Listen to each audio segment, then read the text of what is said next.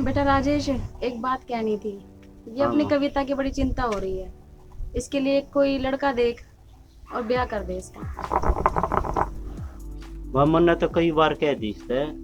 जब भी कहता हूँ जब वह बात को टाल जाती है। बोलती है मैं अपने पैरों पे खड़ी हो जाएंगी जब शादी करूँ। बेटा तू अच्छा लड़का देख, इससे मैं बात करती हूँ। कविता, ओ कविता। हाँ मम्मी।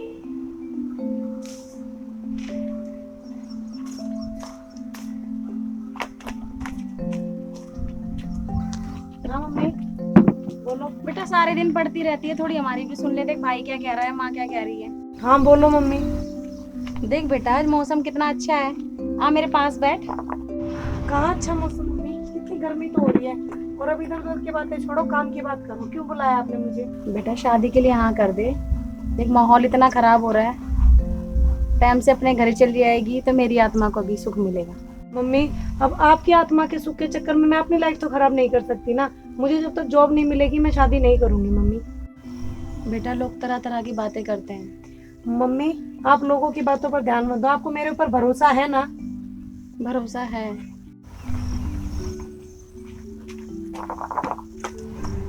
देख लिया ना माँ, ये हमेशा ऐसे ही बात टाल के चली जाती है। पता नहीं क्या होगा इस लड़की का। वैसे माँ बाप बहुत समझदार है, तो टेंशन मत ले। मैं देखता हूँ कुछ करता हूँ।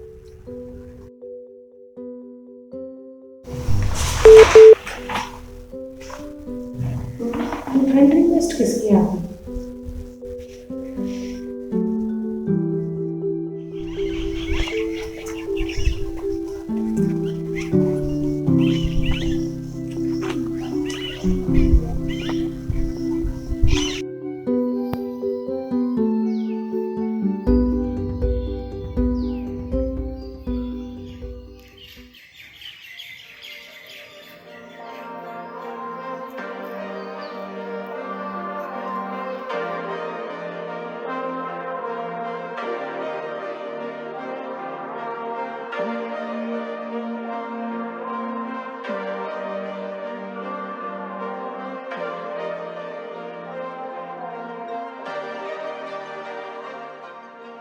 तुम बहुत खूबसूरत हो बेटा। वैसे तुम काम क्या करती हो? बस कुछ खास नहीं। बचपन में माँ बाप गुजर गए। उसके बाद चाचा चाची ने पाल पाल पोस कर बड़ा किया था। थोड़ी बहुत परेशानियों के बाद अपना खुद का बिजनेस कर रहा हूँ। अच्छा, चाचा चाची के पास रहते हो? नहीं, रहता था चाचा चाची के पास, फिर उन्होंने निकाल दिया। अच्छा, अच्छा ही किया। वो कैसे? उन्होंने निकाल दिया तो मुझे कुछ करने का मौका मिला। शायद उनके साथ रहता तो मैं ये सब नहीं कर पाता। तो क्या चाचा चाची तुम्हें अच्छी तरह से नहीं रखते थे? नहीं, कुछ खास नहीं, बस एक आध बार मारपीट कर दी।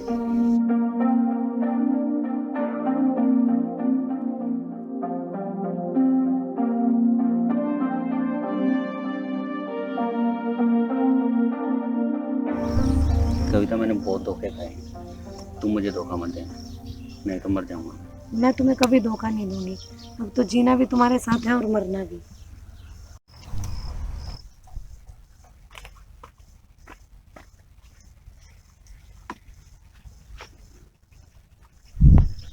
हमने सुना है आजकल तुम एक लड़के से मिल रही हो। वो मम्मी, क्या मम्मी? ये विश्वास का सिला दिया क्या तूने? तेरे और उस लड़के के बारे में तरह तरह की बातें हो रही हैं। अब तेरी शादी करनी ही पड़ेगी मुझे। आप लोग नहीं जानते उस लड़के के बारे में। वो बहुत अच्छा लड़का है और लोग क्या बातें बना रहे हैं इससे मुझे कोई फर्क नहीं पड़ता। अच्छा, तुझे फर्क नहीं पड़ता तो हमें तो फर्क पड़ता है। लोग तरह तरह की बातें बनाते हैं, फिर कौन शादी करेगा तेरे से? भाई, मैं शादी करूंगी तो उसी लड़के से करूंगी। आपको और किसी लड़के को ढूंढने की जरूरत नहीं है। क्या तुम उसके खानदान के बारे में जानते हो? वो क्या करता है, क्या खानदान है? भाई, उसके बारे में जो मुझे जानना था वो मैंने जान लिया। वो बहुत अच्छा लड़का है। देख ले बेटा, ये हमसे ज्यादा बड़ी हो रही है, इसको ज्यादा इंसानों की परख होने लगी है। अब क्या हुआ तेरे कैरियर का? तो बड़ी बातें करती थी मैं अपने पैरों पे खड़ी होंगी। पैरों पे खड़े होने की छूट क्या दी? ये तो हमारे सर पे खड़ी हो रही है। माँ, सबने उस लड़के को धोखा दिया है। अब मैं भी उसके साथ ऐसा कर दूं? नहीं माँ, मैं ऐसा नहीं कर सकती। अच्छा, तू उसके साथ ऐसा नहीं कर सकती और हमारे साथ जो चाहे कर सकती है। भाई प्लीज मेरी शादी उस लड़के से करा दो, नहीं तो मैं मजबूरी में कोई और कदम उठा लूंगी। नहीं बेटा, तू तो मेरी अच्छी बच्ची है ना, तू कोई गलत कदम नहीं उठाएगी। बोल मुझे, नहीं उठाएगी ना? चल, तू बहुत थक गई है, हम सब समझ रहे हैं, और तू अंदर जा और आराम कर, बाद में बात करते हैं। मैं सारी बातें समझ रही हूँ, आप लोग नहीं समझ रहे हो। मैं शादी करूंगी तो उसी लड़के से करूंगी, मैंने आपको बता दिया है ये। कविता तू गलत कर रही है। भाई गलत मैं नहीं कर रही, गलत आप लोग कर रहे हो, मेरे साथ और मेरे प्यार के साथ। तू प्यार मंदी हो गई है, तेरे को कुछ समझ में नहीं आ रहा। भाई मुझे सब समझ में आ रहा है, आप समझ लो, मैं शादी करूंगी तो उसी से करूंगी। क्या तुम उसके लिए हमसे भी रिश्ता खत्म कर दोगी? हाँ, अगर ऐसा करना पड़ा तो मैं पीछे नहीं हटूंगी। अगर तू ऐसा करेगी तो तेरे से हमारा रिश्ता खत्म हो जाएगा। और तू हमारे लिए जीते जी मर जाएगी। मुझे इसकी परवाह नहीं है।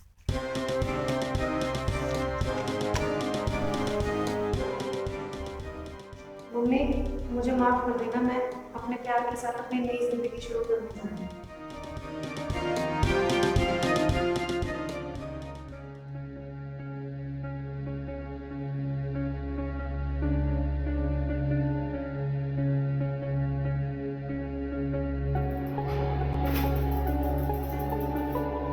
ये तुम क्या कर रहे हो?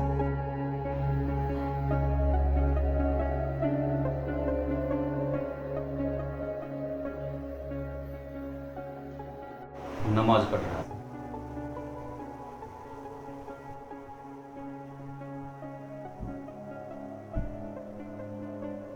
नमाज? तुम नमाज क्यों पढ़ रहे थे? क्योंकि ये मेरे धर्म में लिखा है, दिन में 5 बार नमाज पढ़नी होती है एक सच्चे मुसलमान। तुम मुसलमान हो? हाँ। तुमने मुझे धोखा दिया। धर्म मायने नहीं रखता, मैं तुमसे बहुत प्यार करता हूँ। प्यार सब कुछ है तो तुम मुझसे हिंदू बन के क्यों मिले थे? मैं तुमसे प्यार करता हूँ और तुम्हें पाने का मुझे यही सबसे आसान तरीका लगा। तो इसका मतलब तुम्हें अपने प्यार पर भरोसा नहीं था? नहीं, मुझे अपने प्यार पर भरोसा था, लेकिन मुझे अपनी किस्मत पर भरोसा नहीं था। मैं तुमसे बहुत प्यार करता हूँ और तुम्हारे मजहब की भी मैं उसी तरह इज्जत करता हूँ जैसे मैं अपने मजहब की इज्जत करता हूँ। तुम्हें मेरे लिए अपना कोई भी रिवाज बदलने की जरूरत नहीं है। मैं तुम्हें बहुत प्यार करूँगा और कोई कष्ट नहीं होगा। तुम्हें अपने प्यार पर भरोसा होना चाहिए था। मुझे ज्यादा खुशी होती अगर जो तुम हो मुझे वही बनकर मिलते। और हाँ, अभी भी मुझे बता दो, कहीं तुमने मुझसे कुछ और चीज तो नहीं छुपाई है, कहीं उसका मुझे बाद में पता चले। अरे नहीं यार, अब ऐसा कुछ भी नहीं है जो तुम्हें पता ना हो।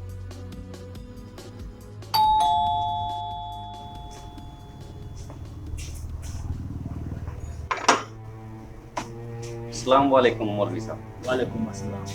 कैसे हो? ठीक है मौलवी साहब।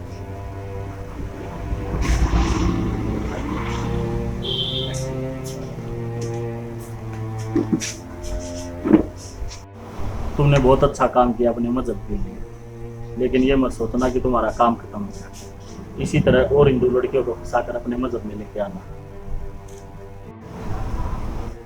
जी मौलवी साहब, लेकिन एक समस्या है, इसका क्या करना चाहिए? ये अपने धर्म, अपने रीति रिवाज को छोड़ने के लिए तैयार है। क्या तुम भूल गए कुरान में क्या लिखा है? इन काफिरों के लिए इसके साथ भी वही करो।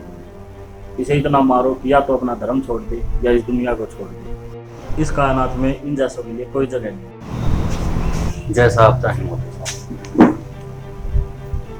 ये रखो, ये तुम्हारा इनाम है। अल्लाह तुम्हें जन्नत दें।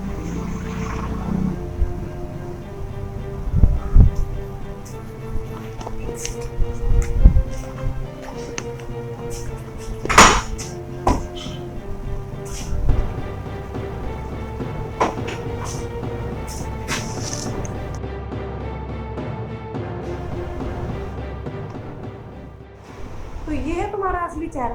तुम्हारे लिए मैंने अपने माँ, भाई, धर्म सबको छोड़ा और तुम ऐसे निकले? तुम्हारे लिए यही बेहतर होगा कि तुम हमारे धर्म को, हमारे मजहब को अपना लो, नहीं तो मैं तुम्हारी जिंदगी को जहन्नुम बना दूंगा। जैसे तुम अपना मजहब नहीं छोड़ोगे, मैं भी अपना धर्म नहीं छोड़ूंगी, और तुम्हें जो करना है वो कर लेना। मुझे खुशी देने के लिए तुम्हारी जैसी कविता कोई और इंतजार कर रही होगी।